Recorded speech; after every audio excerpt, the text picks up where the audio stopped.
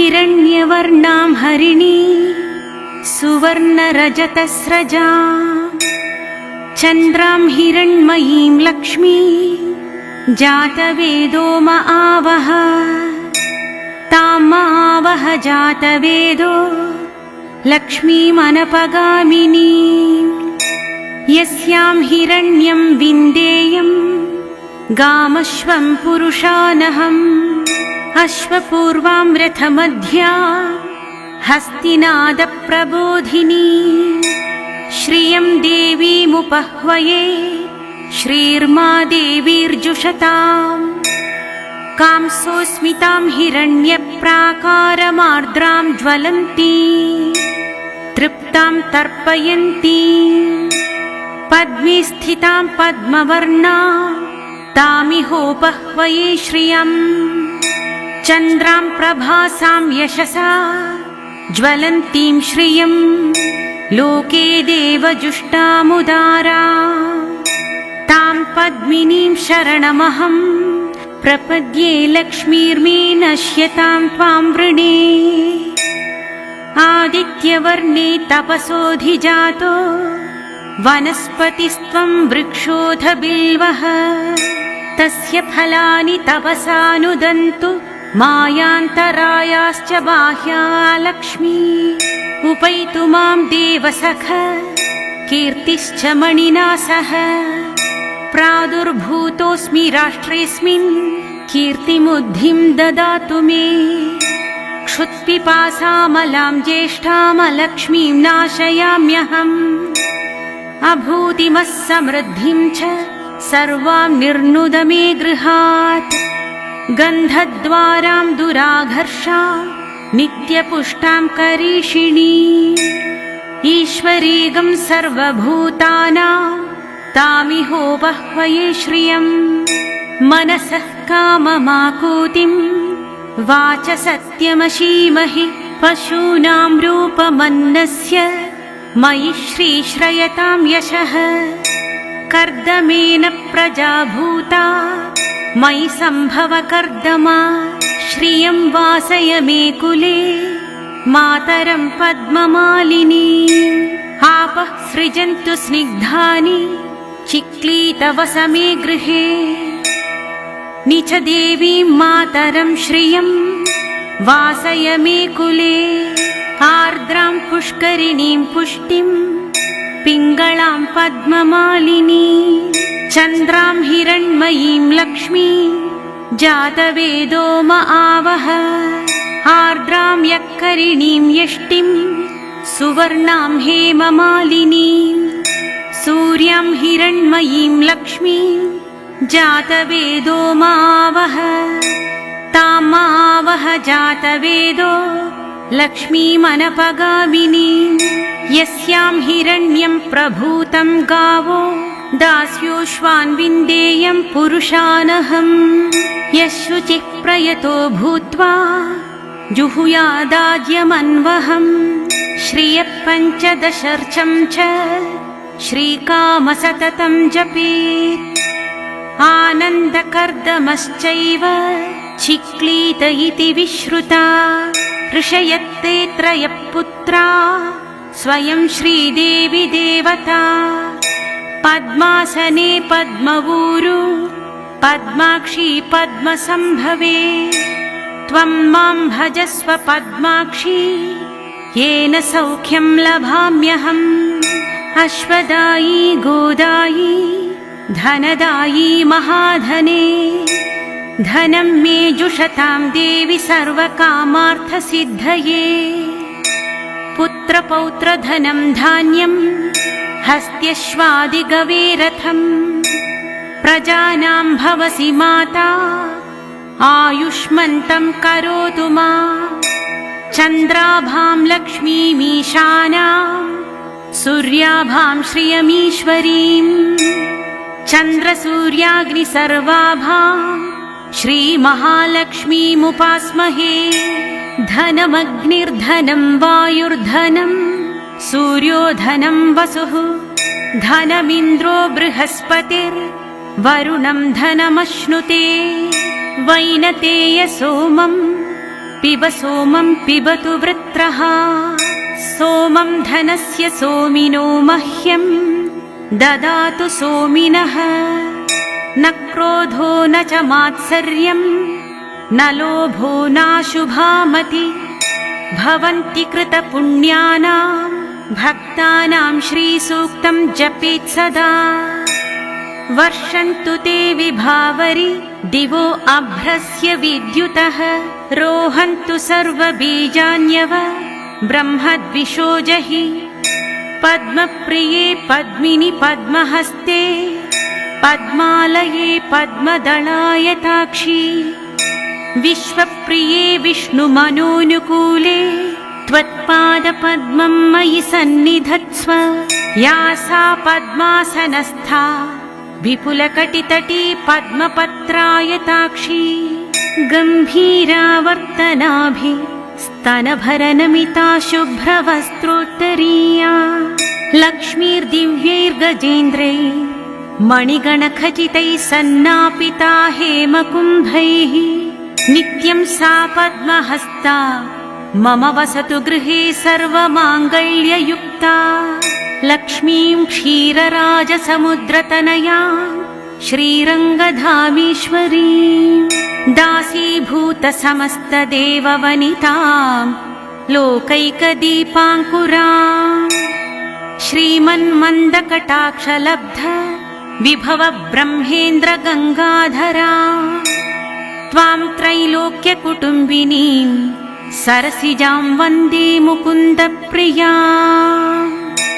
सिद्धलक्ष्मीर्मोक्षलक्ष्मीर्जयलक्ष्मी सरस्वती श्रीलक्ष्मीर्वरलक्ष्मीश्च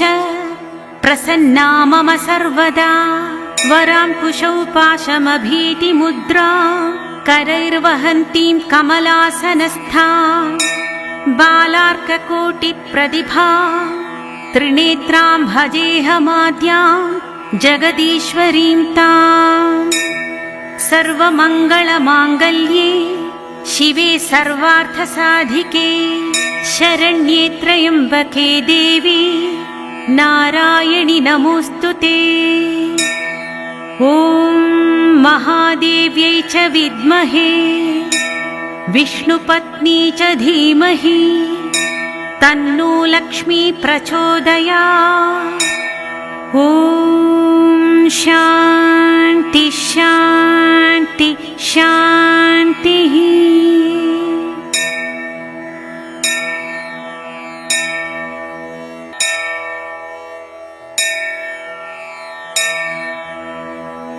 ॐ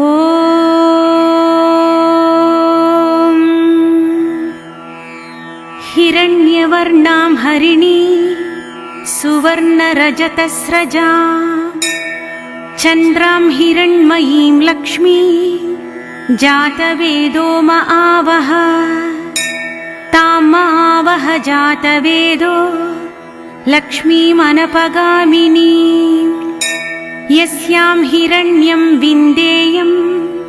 गामश्वं पुरुषानहम् अश्वपूर्वां रथमध्या हस्तिनादप्रबोधिनी श्रियं देवीमुपह्वये श्रीर्मा देवीर्जुषताम् कांसोऽस्मितां हिरण्यप्राकारमार्द्रां ज्वलन्ती तृप्तां तर्पयन्ती पद्मे स्थितां पद्मवर्णां तामिहोपह्वये श्रियम् चन्द्रां प्रभासां यशसा ज्वलन्तीं श्रियम् लोके देवजुष्टामुदारा तां पद्मिनीं शरणमहं प्रपद्ये लक्ष्मीर्मे नश्यतां त्वां वृणे आदित्यवर्णे तपसोऽधिजातो वनस्पतिस्त्वं वृक्षोऽथ बिल्वः तस्य फलानि तपसानुदन्तु मायान्तरायाश्च बाह्या लक्ष्मी उपैतु मां देवसख कीर्तिश्च मणिना सह प्रादुर्भूतोऽस्मि राष्ट्रेऽस्मिन् कीर्तिमुद्धिं ददातु मे क्षुत्पिपासामलां ज्येष्ठामलक्ष्मीं नाशयाम्यहम् अभूतिमः समृद्धिं च सर्वां निर्नुद मे गृहात् गन्धद्वारां दुराघर्षां नित्यपुष्टां करीषिणी ईश्वरीगं सर्वभूतानां तामिहोपह्वये श्रियम् मनसः काममाकूतिं वाच सत्यमशीमहि पशूनां रूपमन्नस्य मयि श्रीश्रयतां यशः कर्दमेन प्रजा भूता मयि सम्भव कर्दमा श्रियं वासय मे कुले मातरं पद्ममालिनी आपः सृजन्तु स्निग्धानि चिक्लीतवस मे गृहे निच देवीं मातरं श्रियं वासय मे कुले आर्द्रां पुष्करिणीं पुष्टिं पिङ्गळां पद्ममालिनी चन्द्रां हिरण्मयीं लक्ष्मीं जातवेदो म आवह आर्द्रां यक्करिणीं यष्टिं सुवर्णां हेममालिनीं सूर्यां हिरण्मयीं लक्ष्मीं जातवेदो मावह तामावह जातवेदो लक्ष्मीमनपगामिनीं यस्यां हिरण्यं प्रभूतं गावो दास्योश्वान् विन्देयं पुरुषानहम् यशुचिः प्रयतो भूत्वा जुहुयादाज्यमन्वहम् श्रियः पञ्चदशर्चं च श्रीकाम सततं जपेत् आनन्दकर्दमश्चैव चिक्लीत इति विश्रुता ऋषयत्ते त्रयः पुत्रा स्वयं श्रीदेवी देवता पद्मासने पद्मवूरु पद्माक्षी पद्मसम्भवे त्वं मां भजस्व पद्माक्षी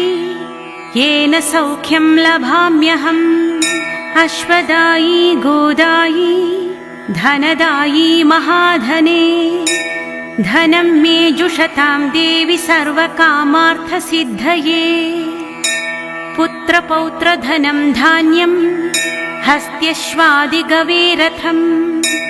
प्रजानां भवसि माता आयुष्मन्तं करोतु मा चन्द्राभां लक्ष्मीमीशानां सूर्याभां श्रियमीश्वरीं चन्द्रसूर्याग्निसर्वाभां श्रीमहालक्ष्मीमुपास्महे धनमग्निर्धनं वायुर्धनं सूर्यो धनं वसुः धनमिन्द्रो बृहस्पतिर्वरुणं धनमश्नुते वैनतेय सोमं पिबतु वृत्रः सोमं धनस्य सोमिनो मह्यं ददातु सोमिनः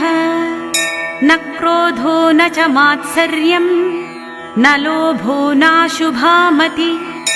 भवन्ति कृतपुण्यानां भक्तानां श्रीसूक्तं जपेत् सदा वर्षन्तु ते विभावरि दिवो अभ्रस्य विद्युतः रोहन्तु सर्वबीजान्यव ब्रह्मद्विषो जहि पद्मप्रिये पद्मिनि पद्महस्ते पद्मालये पद्मदलायताक्षी विश्वप्रिये विष्णुमनोनुकूले त्वत्पादपद्मं मयि सन्निधत्स्व या सा पद्मासनस्था विपुलकटितटी पद्मपत्रायताक्षी गम्भीरावर्तनाभि स्तनभरनमिता शुभ्रवस्त्रोत्तरीया लक्ष्मीर्दिव्यैर्गजेन्द्रैः मणिगणखचितैः सन्नापिता हेमकुम्भैः नित्यं सा पद्महस्ता मम वसतु गृहे सर्वमाङ्गल्ययुक्ता लक्ष्मीं क्षीरराजसमुद्रतनया श्रीरङ्गधामेश्वरीं दासीभूतसमस्तदेववनितां लोकैकदीपाङ्कुरां श्रीमन्मन्दकटाक्षलब्ध विभव ब्रह्मेन्द्र गङ्गाधरा त्वां त्रैलोक्यकुटुम्बिनीं सरसिजां वन्दे मुकुन्दप्रिया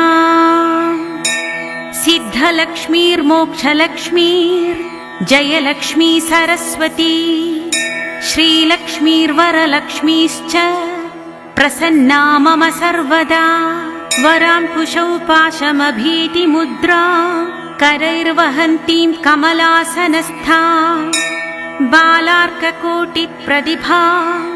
त्रिनेत्रां भजेऽहमाद्यां जगदीश्वरीं ताम् सर्वमङ्गलमाङ्गल्ये शिवे सर्वार्थसाधिके शरण्ये त्र्यम्बके देवी नारायणि नमोऽस्तुते। ॐ महादेव्यै च विद्महे विष्णुपत्नी च धीमहि तन्नो लक्ष्मी प्रचोदयात्। ॐ शान्ति शान्ति शान्ति।